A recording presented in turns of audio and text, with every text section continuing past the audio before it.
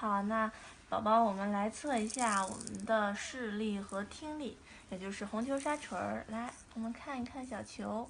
平常呢，我们最好是先找到宝宝注视的这个位置，20公分左右，让宝宝注视到，然后我们慢慢的移动，然后让宝宝的眼睛也随着这个球来转动。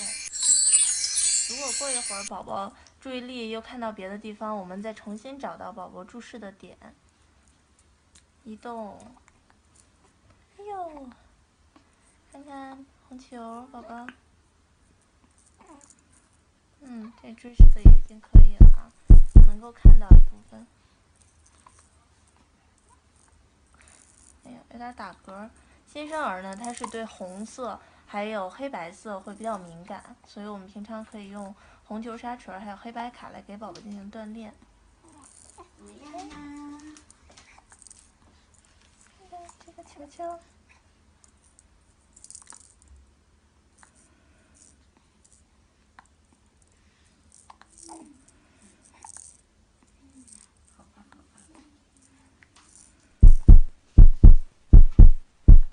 我这边支持的还挺好的，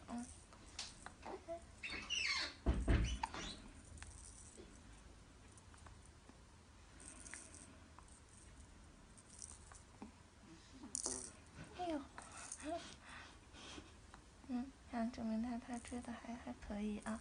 然后我们沙锤的用法呢，也是离宝宝20公分左右的距离，在它两侧，包括一些摇铃类的玩具都是这样频率啊，千万不要一直哗啦哗啦的，这样的话宝宝他会不适应，然后也会比较心烦。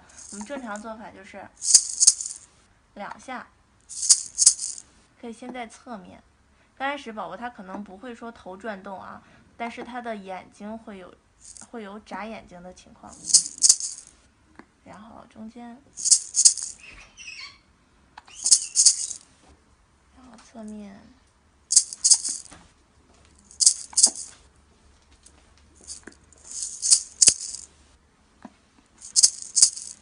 像这种听觉的玩具都是这样，千万不要一直哗啦哗啦的响啊。